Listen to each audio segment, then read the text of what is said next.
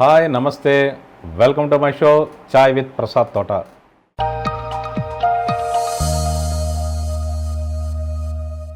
వినోదాత్మక చిత్రాలు అందించడంలో అందివేసిన చెయ్యి, దాదాపు 75 పైన చిత్రాలని అందించి ఎన్నో సూపర్ హిట్లు, బ్లాక్ బస్టర్లు, హిట్లు తన ఖాతాలో వేసుకున్న ప్రముఖ దర్శకులు రేలంగి నరసింహారావు గారు మళ్ళీ మరో కొత్త సినిమాతో తెలుగు ప్రేక్షకుల ముందుకు రాబోతున్నారు. ఆ కొత్త సినిమా సన్నాహాలు చేస్తున్న సందర్భంలో ఈ చాయ్ విత్ ప్రసాద్ తోటలో రేలంగి నరసింహారావు గారితో స్పెషల్ ఇంటర్వ్యూ. అయితే తను టెక్నాలజీకి మారిన ట్రెండ్కి ఎంత అప్డేట్ అయ్యాయనే విషయం తెలియజేయడానికి రేలంగి నరసింహారావు గారు డైరెక్ట్గా ఇంటర్వ్యూలో కాకుండా జూమ్లో మనల్ని పలకరించబోతున్నారు. So let's welcome Relangi Narasimha Rao గారు. నమస్తే రేలంగి నరసింహారావు గారు. సార్ నమస్తే. బాగున్నారా? బ్రహ్మాండం సార్. సూపర్ కామెడీ సినిమాలు తీసేవాళ్ళు ఎప్పుడు బ్రహ్మాండంగా హాయిగా ఉంటారు సార్. కరోనా టైంలో కూడా ఎంజాయ్ చేస్తున్నా ఉన్నారా? అవును, ఎందుకంటే మా పాత సినిమాలన్నీ ఒకసారి చూసుకుంటూ ఎంజాయ్ చేస్తున్నాం. బ్రహ్మాండంగా ఉన్నాం. Okay sir. ఇప్పుడు సెంచరీకి ఎక్కడ ఆగిపోయారు? ఎన్ని రన్స్ దూరంలో ఆగిపోయారు మీరు? నేను 25 పిక్చర్స్ దగ్గరలో ఆగిపోయాను సార్. 75 డైమండ్ జూబ్లీ. 75 diamond jubilee. ఓకేనండి. మరి సెంచరీ కంప్లీట్ చేస్తారా? డైమండ్ జూబ్లీ దగ్గర ఆగిపోతున్నారా? డైమండ్ జూబ్లీ దగ్గర ఆగంగానండి, సెంచరీకి డైమండ్ జూబ్లీకి మధ్యలో ఉంటాను. ఓకేనండి సార్. ఇప్పుడు ఎందుకంటే నవేడేస్ సిస్టమ్స్ అన్ని మారిపోయినాయండి. ఓకేనండి. ఇది వరకు మార్నింగ్ 7 o'clock షూటింగ్ అంటే 7కి వచ్చేసేవారు. ఇప్పుడు 10 అయినా 11 అయినా స్టార్ట్ చేయడం కష్టం అయిపోతుందండి. ఓకేనండి. అలాగే ఇది వరకు సీన్ అవ్వలేదు అంటే నైట్ 9 దాకా చేసేవాళ్ళు. ఇప్పుడు ఆపేయమంటున్నారు. ఓకేనండి. సో ఈ ప్రాబ్లమ్స్ అన్ని ఉన్నాయి సార్. ఇప్పుడు అంచేత అనుకున్నంత టైంలో ఇప్పుడు సినిమా అవ్వదండి. ఓకేనండి. అంటే దర్శకుడిగా మీ ప్రయాణం స్టార్ట్ చేసి 4 దశాబ్దాలు అవుతుంది. 1980s లో చందమామ సినిమాతో మొదలైంది మీది. ఎస్. చందమామ కథ అంత ఆహ్లాదంగా తెలుగు సినిమాకి వినోదం పంచుతూ వచ్చారు. అవును సార్. సినిమా రంగంతో మీ అనుబంధం ఎన్నేళ్ళది? నేను 1971 సినిమా ఫీల్డ్ కి వచ్చాను sir. Okay sir. October 14th, 1971 Muhammad bin Tughlaq అనే సినిమా తోటి నేను డైరెక్షన్ డిపార్ట్మెంట్ లో ఎంటర్ అయ్యాను sir. BV Prasad garu director. 1970 BV Prasad garu. Yes, you are right. Dasari garu వాళ్ళ బ్రదర్ సినిమా, పొండరీకాక్షి గారిది సినిమా. అయితే పొండరీకాక్షి గారు కజిన్ బ్రదర్స్ జగన్మోహన్ రావు గారు అని వారిది. అయితే ఆర్గనైజేషన్ పొండరీకాక్షి గారు, బలరాం గారు ఇద్దరు ఆర్గనైజ్ చేశారు. దానికి డైలాగ్ రైటర్ మా గురువు గారు దాసనారాయణరావు గారు. అవునండి. అవును. సో దాంతో నా ప్రయాణం స్టార్ట్ అయింది సార్. ఆ సినిమాతోనే దాంట్లో చెప్పండి సార్. ఆ సినిమాతోనే బాలు గారు మొట్టమొదటిసారి స్క్రీన్ మీద కనపడ్డారేమో. ఎస్, అదే చెప్పబోతున్నాను నేను. ఆ విశేషమే చెప్పబోతున్నానండి. సో మీరు వచ్చి చాలా విశేషాలు. ఫస్ట్ బాలు గారిని చూసింది ఆ సినిమాలోనే. ఆయన పాడిన పాటకి ఆయన అభినయం చేస్తూ ఆ పాటని పాడతారండి స్క్రీన్ మీద. సో బాలు గారిని 1971 లోనే నేను చూడడం జరిగిందండి డైరెక్ట్ గా. సో అది నా అదృష్టం నిజంగా చెప్పాలంటే. సో దాంట్లో విశేషాలు చాలా ఉన్నాయి. దాంట్లో కృష్ణరాజు గారు, నాగభూషణ్, నాగే గారు, రమాప్రభ, పెద్ద పెద్ద ఆర్టిస్టులు దాంట్లో పనిచేసిన వాళ్ళు అందరూ కూడానండి. అవునండి. ఇప్పటికి ఎవర్ గ్రీన్ ఆ సబ్జెక్ట్. ఎట్ ప్రెసెంట్ పాలిటిక్స్ కి బ్రహ్మాండం అండి మహమ్మద్ బిన్ తుగ్లక్ అనేది. అవునండి. గురువు గారు దాసరి గారు కూడా పిచ్చోడి చేతిలో రాయంటే అలాంటి ప్రయోగం ఒకటి చేసినట్టున్నారు, మళ్ళీ కృష్ణదేవరాయలు వచ్చినట్టుగా. ఎస్, అదేనండి. అది ఆ సినిమాని మహమ్మద్ బిన్ తుగ్లక్ నే మార్చి తీశారు కానీ అది పెద్దగా అవ్వలేదు. జనాల దగ్గరికి వెళ్ళలేదు. వెళ్ళలేదండి. అవునండి. సో తుగ్లక్ అనే అవునండి. అంటే తుగ్లక్ అని ఒక సెటైరికల్ సినిమాతో మీ సినిమా కెరీర్ స్టార్ట్ అయింది. మీ ఇంటి పేరు రేలంగి. రేలంగి గారేమో ఒక హాస్య నట చక్రవర్తి. తెలుగు తెరకే ఆయన ఒక వెండి తెర నీరాజనం ఆయన. సో అలాంటి ఇంటి పేరు, అలాంటి సినిమాతో స్టార్ట్ అయ్యారు. వినోదం అనేది మీ బ్లడ్ లోనే వచ్చిందా? ఎలాగా? మీ మొదటి నుంచి ఆ ఇంట్రెస్ట్ అంటే నాకు వరుసకి పెదనాన్న గారు అవుతారండి ఆయన. ఓకేనండి. రేపింగ్ గారు. ఓకేనండి. మా ఫాదర్ కి కజిన్ బ్రదర్ అండి. ఓకేనండి. దూరపు బంధుత్వం ఉంది మా ఇద్దరికేనండి. అయితే నేను కాలేజీలో చదువుకునేటప్పుడు కొంచెం హాస్య పాత్రలే వేశాను సార్. నేను మోనాక్షన్స్, పోస్ట్ మ్యాన్, తర్వాత చాకలి చెప్పడం, ఇలాంటి కామెడీ, అలాగే బ్రహ్మచారి అనే నాటికలో ఒక కామెడీ క్యారెక్టర్ ఇలా వేసేవాడిని నేను.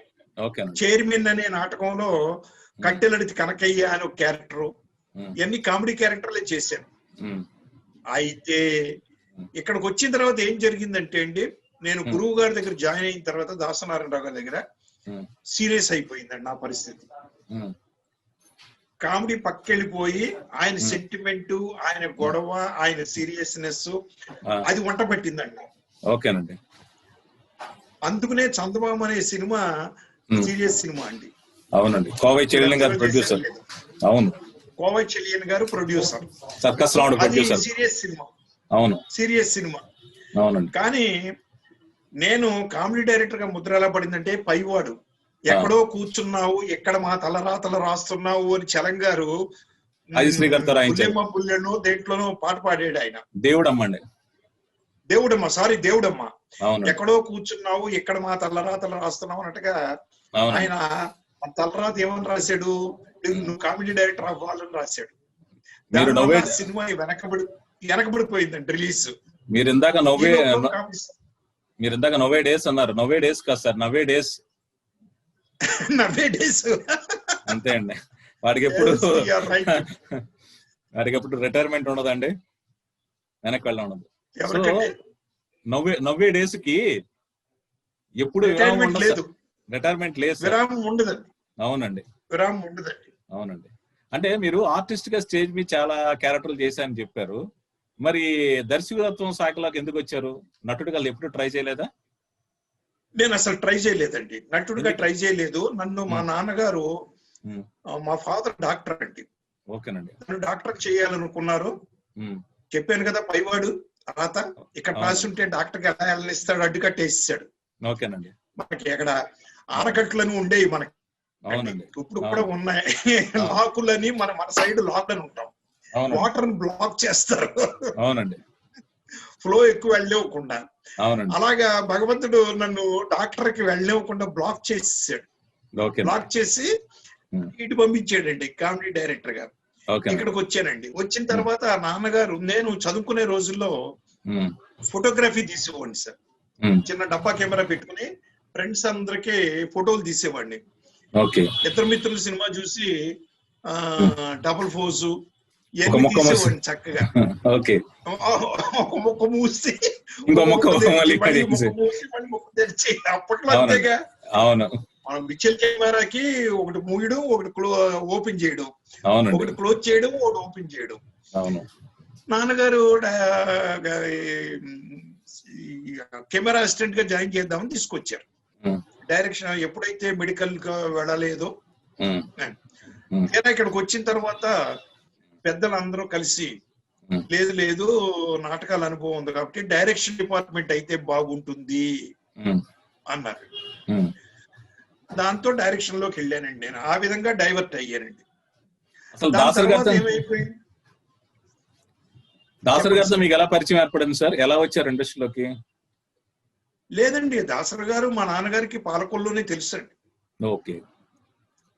మేము స్కూల్లో చదువుకునేటప్పుడు సార్, నేను 6th క్లాస్, నేను మా మిత్రుడు కోడరాంకృష్ణ 6th class. Okay. MMK municipal higher secondary school అని, దాంట్లో 6th క్లాస్. ఓకేనండి. మా గురువు గారు దాసనారాయణరావు గారు 6th ఫార్మ్. ఓకేనండి. అంటే అప్పుడు 6th ఫార్మ్ అని ఉండేది, గుర్తుందో లేదో మీకు? నాకు తెలియదండి. 6th ఫార్మ్, 7th ఫార్మ్ అని. అదేంటంటే అండి, 10 ఇక్కడ మనకి ఇప్పుడు ఇంటర్మీడియట్ 10th వరకు ఇక్కడ, తర్వాత ఇంటర్మీడియట్ సెకండ్ ఇయర్. కానీ అక్కడ అలా కాదండి, 10th తర్వాత 11th క్లాస్, 11th తర్వాత 12th క్లాస్ ఉంది. ఓకేనండి. సో గురువు గారు మా స్కూల్ పీపుల్ లీడర్ అండి అప్పట్లో, దాసర్ గారు. ఓకే. సో కొంచెం ఆయన నాయకత్వం లక్షణాలు అప్పటి నుంచి ఉన్నాయి కాబట్టి నాన్నగారికి అక్కడ పరిచయం అండి. ఓకే. సో ఆ పరిచయం మీద సినిమా ఇండస్ట్రీకి వచ్చిన తర్వాత కలిసాం గురువు గారు. ఓకేనండి. ఆయన ఒక్కరినే కాదు, పబ్లిసిటీ కేతా గారు మీకు ఐడియా ఉండుంటుంది, ఎన్టీఆర్ సంస్థలో పెర్మనెంట్ గా చేశారు. స్టూడియో కేతా అని ఉండేది. కేతా అండి. అలాగే పిరిశెట్టి గారు రైటర్, శ్రీరామూర్తి గారు పాలకొల్లు, అలాగే కోళ్ళ సత్యం ఆర్టిస్టు. ఓకేనండి. వంగ అప్పారావు అని చిన్న చిన్న వేషాలు వేసేవాడు, ఆయన పాలకొల్లు. వీళ్ళందరితోటి నాన్నగా పరిచయాలు ఉండి వీళ్ళందరినీ కన్సల్ట్ చేస్తే, వద్దు ఆర్టిస్ట్ గా కంటే కూడా ఆర్టిస్ట్ అయితే ప్రతి గుమ్మం ఎక్కాలి, దిగాలి, ప్రతి వాళ్ళకి ఫోటోలు ఇవ్వాలి, రావాలి, అడ్రస్లు గెడ్రస్లు ఎన్ని అడుగుతారు, ఒక డైరెక్టర్ దగ్గర పడేస్తే డైరెక్షన్ డిపార్ట్మెంట్ లో రాణిస్తాడు అబ్బాయి అని చెప్పి నన్ను ఆ విధంగా డ్రైవ్ చేశారు సార్. డ్రైవ్ చేసి ఆ విధంగా నేను పడ్డాను. Okay sir. మీకు రేలంగి వెంకటరామయ్య గారు పెద్దనాన్న గారు అవుతారన్నారు కదా. అవును. ఆయనకి తాడేపల్లిగూడెంలో రేలంగి చిత్రమందిరం థియేటర్ ఉండేది. మీరు అందులో ఎప్పుడైనా సినిమాలు చూసారా సినిమాలు? లేదండి, ఎందుకంటే మాది పాలకొల్లు కదా. మాది ఓకే. పాలకొల్లు అండి అది. అవును సార్. ఇప్పుడు తాడేపల్లిగూడెం వెళ్ళలేదా? వెళ్ళలేదండి. ఎందుకు వెళ్ళలేదంటే ఎప్పుడు కాన్సన్ట్రేషన్ నేను మెడికల్ గా వెళ్ళాలి అని ఎక్కువ ప్రయాణాలు పెట్టుకునేవాడిని కాదు సార్. నేను చదువు మీదే కాన్సన్ట్రేట్ చేసేవాడిని అప్పట్లో. దాంతో ఏ ఊర్లకి ఎక్కువ వెళ్ళలేదు. తర్వాత చూశాను నేనండి చిత్రకళా మందిరం. అదండి. ఇప్పుడు తీసేశారండి అది. అవును సార్, మా ఊరు తాడేపల్లిగూడెం. నేను 7th 8th అందులో తాడేపల్లిగూడెం రేలంగి చిత్రమందిరం అంటే హాలీవుడ్ సినిమాలు చూడాలన్నా, హిందీ సినిమా చూడాలన్నా అదే థియేటర్. థియేటర్ బయట రేలంగి గారు వచ్చిన అవార్డ్స్, ఆయన దిగిన స్టార్స్ ఫోటోస్ అన్ని ఒక గ్యాలరీలో ఉండేవి థియేటర్ ఎంట్రన్స్ దగ్గర. అవన్నీ చాలా ఇన్స్పిరేషన్ కలిగించేవి. ఇంత మహానుభావుడు ఇలాగెంత ఎదిగాడు కదా అని. అవునండి. అది అలా మీరు ఇండస్ట్రీకి వచ్చిన తర్వాత, దాసరి గారు డైరెక్టర్ అయిన తర్వాత మీ కెరీర్ లో ఎటువంటి మార్పులు వచ్చాయి? మీరు ఎప్పుడు డైరెక్టర్ అవుదామని అనుకున్నారు? ఎలా జరిగేవన్నీ? నేను డైరెక్షన్ గురించి ఎప్పుడు ఆలోచించలేదండి. ఓకేనండి. ఆయన నాకు అప్పచెప్పినటువంటి అప్పుడు మహమ్మద్ బిన్ తుగ్లక్ అయిన తర్వాత నెక్స్ట్ మళ్ళీ నేను ఏం చేశానంటే అండి, ఊరికి ఉపకారం అనే సినిమాకి వెళ్ళానండి. కేఎస్ఆర్ దాస్ గారు చలంగారి హీరో, కేఎస్ఆర్ దాస్ గారు డైరెక్టర్, ఎంఎస్ రెడ్డి గారు. రేపు ఆయన వర్ధంతి అండి, రేపు ఎంఎస్ రెడ్డి గారిది వర్ధంతి రేపు. సో ఆయన బ్యానర్ లో ఊరికి ఉపకారం అనే అసిస్టెంట్ డైరెక్టర్ గా జాయిన్ అయ్యాను. జాయిన్ అయ్యడం తర్వాత మధ్యలో గురువు గారి సినిమా స్టార్ట్ అయింది, తాత మనోడు. నేను ఆయన దగ్గరికి వెళ్ళాను, గురువు గారు నేను వచ్చేస్తాను మీ దగ్గరికి ఇంకా. ఎందుకంటే 71 నేను ఇండస్ట్రీకి వెళ్ళినప్పటి నుంచి సాయంత్రం పూట ఆయన ఇంట్లో గ్యాదర్ అయ్యేవాళ్ళు అందరం. మేము చాలా మంది వ్యక్తులు మాట్లాడుకునేవాళ్ళం, సరదాగా కూర్చుని ఆయన రాసిన డైలాగులన్నీ వినిపించేవారు. ఆయన మేనగోళ్ళు, స్నేహ బంధం, అంతకులు దేవాంతకులు, మహమ్మద్ బిన్ తుగ్లక్ ఎన్ని మాకు వినిపించేవారు డైలాగ్స్. ఆయన వచ్చేస్తాను గురువు గారు అంటే ఆయన చెప్పాడు, పిలిచినాను ప్రత్యేకంగా, నరసింహారావు ఒకటి గుర్తుపెట్టుకో, ఏ పని మధ్యలో వదిలేయద్దు, ఏ పిక్చర్ కూడా మధ్యలో వదిలేసి నువ్వు రావద్దు, చంపవద్దు. ఐదర్ అసిస్టెంట్ డైరెక్టర్ గా గానీ, ఫ్యూచర్ లో రేపు డైరెక్టర్ అయిన తర్వాత గానీ నువ్వు ఇలాంటి పని చెయ్యొద్దు. అది కంప్లీట్ చేసే నువ్వు బయటికి రా. ఒక్కోసారి డైరెక్టర్ కి, ప్రొడ్యూసర్ కి, డైరెక్టర్ కి, హీరోకి భేదాభిప్రాయాలు ఉంటాయి. అయినా కూడా నువ్వు తమాయించుకుని అది కంప్లీట్ చేసి బయటికి రా, అంతవరకు రావద్దు అన్నారండి. సరే అని చెప్పి అదే నాకు ఫస్ట్ క్లాస్ ఆయన పీకిందండి దాసరి గారు. అది అయిన తర్వాత ఆయన దగ్గరికి జాయిన్ అయ్యాను. సంసారం సాగరం ఆయన రెండో సినిమా, ప్రతాపాటి శ్రావణ గారు ప్రొడ్యూసర్ అండి. సో ఆయన దగ్గరికి వెళ్ళిన తర్వాత ఇంకా అక్కడి నుంచి నా జర్నీ ఆయనతో స్టార్ట్ అయింది సార్. నేను ఎప్పుడు డైరెక్షన్ గురించి ఆలోచించలేదు. ఆ డైరెక్షన్ లో ఉన్న మెలకువలు ఏంటి, అసలు డైరెక్టర్ అంటే ఏం పనులు చేస్తాడు ఏంటి, ఈ కాన్సన్ట్రేషన్ లోనే ఉండేవాడిని సార్. నేను ఎప్పుడు అసిస్టెంట్ డైరెక్టర్ ఏంటి, అసోసియేట్ ఏంటి, కో డైరెక్టర్ అంటే ఏంటి అర్థం, ఎవరెవరు ఏ డ్యూటీస్ చేస్తారు, అవి సిన్సియర్ గా చేసుకుంటూ వెళ్ళిపోయేవాడిని సార్. డైరెక్షన్ గురించి ఆలోచించలేదు, ఎప్పుడు ప్రయత్నాలు కూడా చేయలేదు. అయితే సర్కస్ రాముడు అయిన తర్వాత గురువు గారు దగ్గరికి అదే ప్రొడ్యూసర్ కోవై చెరియన్ గారు మళ్ళీ సినిమా చేయమని వస్తే, అప్పటికే 1979 73లో నేను ఆయన దగ్గర జాయిన్ అయిన తర్వాత 6 years తర్వాత సర్కస్ రాముడికి నేను కో డైరెక్టర్ అండి. ఓకేనండి. ఆయన నరసింహారావు చేస్తాడో, నేను బిజీగా ఉన్నాను, నేను సూపర్వైజ్ చేసి పెడతాను అని చెప్పి ఆ సినిమా నాకు అప్పగించారండి. అదే చందమామ. అవునండి. అది సో మొత్తం నేర్చుకుందంతా ఆయన దగ్గరే. అదే నేను మీరు డైరెక్ట్ చేసిన సినిమా చందమామ మొదటిది, కానీ రిలీజ్ అయిన మొదటి సినిమా నేను మా ఆవిడ ఆగస్టు 15, 1981 ఏమో రిలీజ్ అయింది. yes, you are 100% రైట్ అండి. అది పిఎన్ రామచంద్ర సినిమా సంధ్యారాగం, రెండు డైరెక్ట్ అపోజిషన్. అవును, ఓకే, రెండు డైరెక్ట్ అపోజిషన్ రిలీజ్ అయ్యాయండి. గిరిబాబు గారు ఓన్ ఫిల్మ్. అవును సార్. నేను మా ఆవిడ నేను చాలా ఎంజాయ్ చేశాను. అదే కథని మీరు మళ్ళీ పెళ్ళామా మజాకా అని తీసినట్టున్నారు బ్రహ్మానందం సింధుజ గారితో. కాదండి, బ్రహ్మచారి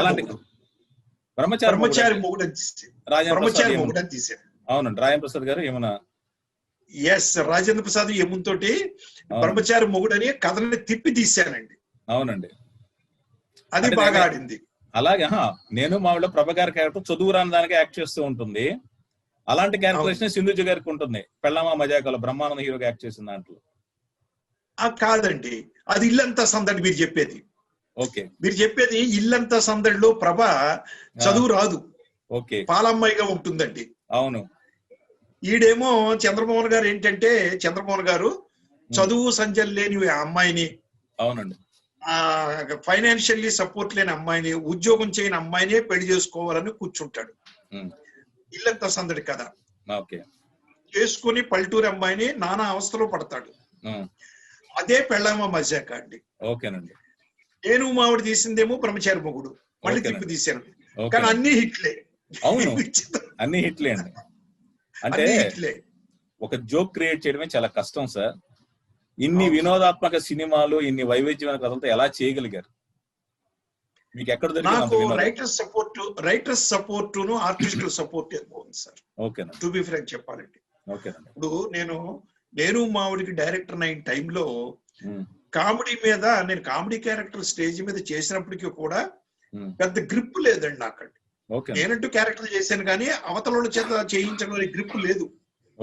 కానీ నా రైటర్స్ కామెడీ సీన్స్ క్రియేట్ చేసేవారు. ఒక కాశీ విశ్వనాథ్ గారు, ఓ పోసల, ఒక దివాకర్ బాబు గారు, ఒక శంకర్ మంచి పార్థసారథి గారు, ఇట్లా చెప్పుకుంటూ పోతే చాలా మంది. డివి నరసరాజు గారితో వర్క్ చేశారండి, ఆయన కామెడీలో సూపర్. అలాగే బౌట్పాటి రాధాకృష్ణమూర్తి గారు, బౌట్పాటి కామేశ్వరరావు గారు అబ్బాయి, ఆయన ఒక కథ ఇచ్చారు, గుండమ్మ గారి కృష్ణులు. రాజేంద్ర ప్రసాద్, సుబ్బలేఖ సుధాకర్ అండి. సో వీళ్ళందరూ క్యారెక్టర్లు క్రియేట్ చేసి నాకు చక్కగా సబ్జెక్ట్ ని తయారు చేసేవారండి, బోల్డ్ చేసేవారు. దీన్ని నేను సెట్ కి తీసుకొచ్చిన తర్వాత ఇది సీను అని చెప్పగానే అవలేలగా అల్లుకుంటూ వెళ్ళిపోయేవారు. చంద్రమోహన్, గిరిబాబు, నిర్మలమ్మ, ప్రభ, రాధిక, ఇలాగా మొత్తం పిఎల్ నారాయణ, వేరు గారు, వీరభద్ర. సో నా కాంట్రిబ్యూషన్ ఉన్నప్పటికీ కూడా మా కాంట్రిబ్యూషన్ ఎక్కువ. ఇప్పుడు పూసల గారు అంటే గుర్తొచ్చింది సార్ నాకు. మీరు తెల్ల గులాబీలను సినిమా తీశారు, మానస వీణ ఒక సినిమా తీశారు, చాలా అద్భుతమైన ప్రేమ కథ చిత్రాలు, సాంగ్స్ చాలా బాగుంటాయి. అవునండి, కానీ ఆ సినిమాలు ఎందుకు ఆదరణ పొందలేదు? ఎందుకు పొందలేదు అనే దానికి ఒక ఎగ్జాంపుల్ చెప్తాను సార్ మీకు. శిక్ష అనే ఓ సినిమా తీశాను నేనండి. అవును, శరత్ బాబు గారు, చంద్రమోహన్ గారు, ప్రభ గారు సారథి స్టూడియోస్ చేశారు. సారథి స్టూడియో ఏవిఎం కొలాబరేషన్ లో. అదే తమిళ శివశంకర్ గారు రాసింది కదా. తమిళ్ సిరై అని రీమేక్ అండి. అవునండి, రీమేక్ లక్ష్మి గారును యాక్ట్ చేశారు, లక్ష్మి యాక్ట్ చేసింది. ఓకేనండి. అది నాతో తీసేటప్పుడు వీళ్ళతో చెప్పాను నేను, ఏమండి కామెడీ ఇమేజ్ ఉంది నాకు, బాగా ముద్ర పడిపోయింది ఆడియన్స్ లో, ఈ సినిమా నా మీద చూస్తారో చూడరు అని చెప్పాను. లేదండి, ఎందుకు చూడరు, చూస్తారు, నరసింహరావు చేయవయ్యా అన్నారు ఆత్రేయ గారండి. ఆత్రేయ గారు రైటర్. ఎక్కడి నుంచి వచ్చావు? దాసనారాయణ గారి దగ్గర నుంచి వచ్చావు, అన్ని సినిమాలు చేయగలవు, చెయ్యి అన్నాడండి ఆయన. చేశాను. సినిమా రిలీజ్ కి వెళ్ళాను సార్, గుంటూరు థియేటర్ లో సినిమా చూస్తున్నామండి. మా ముందు 3 రోజు ముందు ఒకళ్ళు కూర్చున్నారండి. కూర్చుని సినిమా చూస్తూ చూస్తూ 3వ రీల్లో ఆడి చేతులు పైకి ఎత్తి నెత్తిమే పెట్టుకునండి, అయ్యి బాబు ర్యాలింగ్ గడ్ సినిమా అంటే కామెడీ అనుకున్నావురా, చంపేస్తున్నాడు, ప్రాణం తీస్తున్నాడు, సీరియస్ తీసి అన్నాడండి. ఓకేనండి. అవును. శశిభూషణ్ గారు పక్కన కూర్చుని నాకు, నరసింహరావు గారు మన సినిమా ఫ్లాప్, నడ్డు వెళ్ళిపోదామండి అని వచ్చేవాడు. ఓకేనండి. సో అది కారణం అండి, మానస వీణ తెల్ల గులాబీలు ఆడకపోవడానికి కారణం ఏంటంటే అండి, తెల్ల గులాబీలో సాంగ్ అద్భుతం సార్, ఇప్పటికీ వింటుంటా. తెల్ల గులాబీలో సూపర్ అండి అసలు. అవును. అది ఒక ఫారెన్ శారద గారు అని ఒక ఆవిడ ఉంది, ఆకులూరు శారద, ఆవిడ ఎంతసేపు చూసినా తెల్ల గులాబీల సాంగ్లు చెప్పుద్దండి నాకండి. అదే అవి అద్భుతమైన సాంగ్స్ అండి, మనం ఏమి చేయలేము వారిని. అయితే సినిమాలు మంచి అయినా ఇమేజ్ ఉంటుంది, ఆ ఇమేజ్ ఒక్కోసారి దెబ్బ కొడుతుంది అనేది నాకు అర్థమైంది సార్. ఓకేనండి. అదండి. అంటే మీరు అంత క్విక్ గా ఎలా సినిమాలు చేయగలిగేవారు? నెంబర్ ఆఫ్ ఫిల్మ్స్ చేయడం అంటే తక్కువ వర్కింగ్ డేస్, తక్కువ వర్కింగ్ డేస్ స్క్రిప్ట్ ముందు పగడ్బందీగా తయారు చేసుకునేవాడిని అండి రైటర్స్ తో కూర్చుని. ఇప్పుడు ఒక సినిమా షూటింగ్ జరుగుతుంది అనుకోండి, ఆ షూటింగ్ దగ్గరికి రైటర్ ని పిలిపించేసేవాడిని. ఓకే. వచ్చి నాతో ఆ నెల్లాళ్ళు ఆ రైటర్ ఉండేవారు సార్, అలాంటి రైటర్ ని పెట్టుకునేవాళ్ళని నేను. ఓకే. ఉంటే ఈ సినిమా తర్వాత ఇంకో సినిమా తర్వాత ప్రారంభమయ్యే సినిమా అండి ఇది. ఓకే. రాత్రుల్లో డిస్కషన్ కూర్చునే వాళ్ళం మేమండి. ఓకే. ఈ సినిమా పూర్తయ్యే లోపల మొత్తం స్క్రిప్ట్ రెడీ అయిపోయేది సార్. ఓకే. తర్వాత డైలాగ్ వెర్షన్ తయారు చేసి నాకు ఇచ్చేవారు, నేను మొత్తం దాంట్లో సైడ్ ని కరెక్షన్ రాసుకునేవాడిని, మళ్ళీ కరెక్ట్ చేసి ఇచ్చేవారు. ఓకే. ఇది 1 month బిఫోర్ రెడీగా ఉండేదండి స్క్రిప్ట్. ఇది మా అసిస్టెంట్లకి ఇస్తే మా అసిస్టెంట్ లో టక్ టక్ టక్ అని ప్లాన్ చేసి ఆర్టిస్టులు ఫిక్స్ చేసి నీట్ గా ఉంచేవారండి. అలాగే సినిమా షూటింగ్ లో మళ్ళీ 7 గంటలకు షార్ట్ అంటే అట్లీస్ట్ 7:30 కన్నా ఫస్ట్ షాట్ తీసేవాడిని. అలాగే రాత్రి సీన్ అవ్వకపోతే 9 దాకా చేసేవాడిని, ఒక్కోసారి 12 దాకా చేసేవాడిని.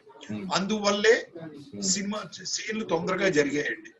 అప్పట్లో ఆర్టిస్టులు నాకు 6ంటికి వెళ్ళిపోవాలి, 9ంటికి వెళ్ళిపోవాలి, లేకపోతే 10ంటికి వస్తాం సార్ రాత్రి అనేవారు కాదు సార్. అంటే డైలీ రెవల్యూషన్స్ లేవు. డిపెండ్స్ ఆన్ ది ప్లానింగ్ అండి, డిపెండ్స్ ఆన్ ది ప్లానింగ్. అవునండి. మనం ప్లాన్ చేసే ఇప్పుడు అలాగే ఆర్టిస్ట్, ఇప్పుడు మీరు ఉన్నారు ఒక ఆర్టిస్ట్, మిమ్మల్ని నేను పలానా టైంకి రమ్మన్నాను అని చెప్పి ఒక 2 hours మీకు కూర్చోబెట్టాను అనుకోండి, ఎవరికైనా చిరాకు వస్తుంది కదా. నేను అట్లా చేయించేవాడిని కాదండి. తెల్లారి పొద్దున 10ంటికి 7 గంటలకు ఏ సీన్ స్టార్ట్ చేస్తున్నాను, ఈ సీన్ స్టార్ట్ చేస్తున్నాను, ఈ సీన్ లో పలానా ఆర్టిస్టులు లేరు, వాళ్ళు 10ంటికి రమ్మను అని నేనే టైమింగ్ వేసేవాడిని sir. Okay sir. ½ an hour before వేసేవాడిని. సో ఆర్టిస్టులు కూడా హ్యాపీగా ఫీల్ అయ్యేవారు. అందువల్లే వాళ్ళు ఎక్స్టెన్షన్ అయినా కూడా నా దగ్గర సనిగేవారు కాదు. అదే అంటే అలా రైటర్స్ అందరినీ కూడా షూటింగ్ లో ఉంచుకునే వాళ్ళు అన్నారు కదా. అవునండి. అంటే కాశీ విశ్వనాథ్ గారికి అలాంటి వేషాలు వెరయేసి అలా ఉంచేశారు ఆయన్ని? లేదు, ఆయన కాశీ గారు చాలా వేషాలు వేసాడు నా సినిమాల్లో. అదే వేసాడండి. ఆయనకి ఏదన్నా వేరే షూటింగ్ ఉన్నప్పుడు 10 రోజులు ఇక్కడ ఉండి మళ్ళీ అక్కడికి వెళ్ళిపోయేవాడు. అంచేత వేషం కంటిన్యూటీ వేషం వేయించేవాడిని కాదు, ఆయన వేసేవాడు ఆయన. దివాకర్ బాబు గారిని మీరే రైటర్ గా ఇంట్రడ్యూస్ చేశారు కదా కొంటి కాపురం సినిమా. అవునండి. అది పూసల గారి యొక్క దాన్ని ఏమంటారు, ఔదార్యం అంటాం. ఏంటంటే పూసల గారు తెల్ల గులాబీలు అనే సినిమాకి పనిచేసేటప్పుడు నాతో ఆయన చెప్పాడు, సార్ విజయవాడలో ఒక రైటర్ ఉన్నాడు దివాకర్ బాబు అని, ఆయన మంచి కామెడీ రాస్తాడు, కాకపోతే స్టేజ్ మీద అన్ని ఎక్కువ సీరియస్ నాటికలు రాశాడు, కామెడీ కూడా రాస్తాడు ఆయన అయితే మీకు బాగుంటుంది సార్, మీకు కూడా బాగుంటుంది. ఏది ఒక సాటి రైటర్ అయ్యుండి ఈ పోటీ ప్రపంచంలో ఇంకొక రైటర్ని రికమెండ్ చేసాడండి. గ్రేట్ అండి. సో నేను ఆయన్ని కాంటాక్ట్ చేసి ఆయన్ని పిలిపించి ఫస్ట్ పిక్చర్ కొంటి కాపురం అనే సినిమాతోటి అసలు ఎక్కడికో వెళ్ళిపోయాడు ఆయన. అవును సార్. పూసల గారు నరసాపురం ఆర్టీసీలో పనిచేసేవారు. ఓహో, మొట్టమొదట నాకు ఐడియా లేదండి అది. అంటే కార్మికుల కార్యక్రమం ఇలాంటివన్నీ రాస్తుండేవాళ్ళు ఆయన నాటికలు పూసల గారు. అవును. ఆ తర్వాత ఆయన మీ దగ్గరికి అలా ఇండస్ట్రీలోకి వచ్చారు. ఆయన లేబర్ ఆఫీసర్ అయ్యాడు. లేబర్ ఆఫీసర్ అయిన తర్వాత మన దగ్గరికి వస్తా ఉన్నాడు, అసిస్టెంట్ లేబర్ ఆఫీసర్. తర్వాత 70 చేతి కూడా దివాకర్ బాబు గారి చేత రాయించారు మీరు, మొదట మల్లాది గారు అనుకుని. అవునండి, మల్లాది కృష్ణమూర్తి గారి సబ్జెక్టేనండి అది. అవునా నవల? మొదటి డైలాగ్స్ ఆయనతో రాయిస్తారని అనుకున్నారు అప్పట్లో, వచ్చింది మరి వార్తలు నిజం ఎంతో కాదు తెలియదు. అది నిజమేనండి. ఏంటంటే ఆయన కండిషన్ పెట్టారు మల్లాది గారు, డైలాగులు నేనే రాయాలి అని. కండిషన్ పెట్టినప్పుడు మా ప్రొడ్యూసర్ గారు ఏమన్నారంటే, పోతరాజు గారు, మేకప్ మ్యాన్ పోతరాజు గారు అండి, అవును, నేను రాయిస్తాను, నాకు సాటిస్ఫాక్షన్ ఉంటే వాడుకుంటాం, లేదు అంటే మేము వాడను, నేను వేరే రైటర్ తో పెట్టుకుంటాను, మీరేమనుకోకపోతే అన్నారు. అది అగ్రిమెంట్ లో మెన్షన్ చేయొద్దు అన్నారు. సరే అగ్రిమెంట్ లో మెన్షన్ చేయలేదండి, చేయకుండా ఒక వెర్షన్ రాసి ఇచ్చారు ఆయన. ఆయన ఏమన్నారంటే ఔదార్యంతో, మల్లాది కృష్ణమూర్తి గారు, ఓకే నేను ఒక వెర్షన్ ఇస్తాను సార్, మీకు ఇష్టమైతే వాడుకోండి, దాంట్లో కావాలంటే కొంత పార్ట్ అయినా మీరు వాడుకోండి, నా పేరు వేసినా ఇవ్వకపోయినా ప్రాబ్లం లేదు అన్నారండి. అప్పుడు దివాకర్ గారు తీసుకొచ్చేవారు. Okay sir. మీరు నవలా చిత్రాలు తీసిన తక్కువ అండి, ఎక్కువ తీసారా? తక్కువ అండి, 2. ఓకే. ఒకటి చందమామ అండి. ఓకే. ఎవరి నవల అండి? మాదిరెడ్డి సులోచన గారు రాసిన సంజయ్ నావెల్ అండి. ఓకేనండి. సంజయ్ నావెల్. ఓకే. డబ్బు ఎవరికి చేదు. ఓకే. డబ్బు ఎవరికి చేదు మల్లాది గారిది. ఇప్పుడు మీకు బెస్ట్ స్క్రీన్ ప్లే అవార్డు తెచ్చిపెట్టిన, నంది అవార్డు తెచ్చిపెట్టిన సుందరి సుబ్బారావు ఆదివిష్ణు గారి కథ, అదే నవల అండి, డైరెక్ట్ గా సినిమా కోసం రాసిందా? ఆదివిష్ణు గారి కథ కాదు సార్, మాటలు ఓన్లీ ఆదివిష్ణు గారండి. తమిళ నాటిక సార్ అది. ఓకేనండి. తమిళ నాటిక. తమిళ నాటిక కొనుక్కుని నేను నా దగ్గర పెట్టుకున్నాను చేద్దామని. ఓకేనండి. అప్పుడు జగదీష్ గారు ఫోన్ చేసి నాకు, ఏమండి ఇలాగా మీ దగ్గర కథ ఉంది కదా, అది మా రామోజీరావు గారికి వినిపిస్తారా అన్నారు. అయ్యో భలేవారు సార్, ఎందుకు వినిపించినావు అని చెప్పి నేను ఆ తమిళ రైటర్ తీసుకుని నేను వచ్చి రామోజీరావు గారికి వినిపించి ఓకే చేస్తే ఆయన ఏమన్నారంటే, ఏమంటే రైటర్ గా మీకు ఏమైనా అభ్యంతరమా, మా ఆస్థాన విద్వాంసులు ఉన్నారు ఆదివిష్ణు గారు అన్నారు. అయ్యో ఆదివిష్ణు గారు రాస్తే ఇంకేంటి సార్, బ్రహ్మాండం కదా, సూపరు అనేప్పుడు ఆదివిష్ణు గారిని పెట్టుకున్నాం డైలాగులకి. ప్లస్ ఇద్దరం కలిసి స్క్రీన్ ప్లే చేసాం, మా ఇద్దరికి స్క్రీన్ ప్లే అవార్డు వచ్చింది. అదే so best screenplay award వచ్చింది. అవునండి, best moment in your life అండి. నంది అవార్డు, మీ మొదటి నంది అవార్డు. మొట్టమొదటి కాదండి, ఫస్ట్ అండ్ లాస్ట్ అదే. తర్వాత రాలేదు సార్. ఓకే సార్, రాలేదు. తర్వాత అసలు మీ కంటపడ్డ నవలైనా నాటకమైనా రైటర్ అయినా మీరు వదిలేవాళ్ళు కాదు, దీన్ని బట్టి అర్థం అవుతుంది. అవునండి, అవును. మీ సినిమా రాకుండానే ఇప్పుడు ఇద్దరు పెళ్ళాలి ముద్రపోలు సినిమా చూసారో లేదో? భలేవారు సార్, ఎన్నిసార్లు చూసాను అడగండి. దాంట్లో ఒక ట్రాక్ ఉందండి, మల్లికార్జునరావుకి పాద పూజ చేస్తూ ఉంటుంది వైఫ్ శ్రీలక్ష్మి. అవునండి.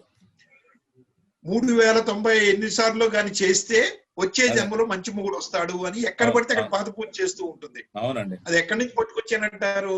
పూజకు వేళ. నేను విజయవాడలో పూజకు వేళాయరా శంకరమంచి పార్సాద్ గారిది చూశాను, నాటికి చూశాను. చాలా నాకు కడుపు చెక్కలైపోయింది.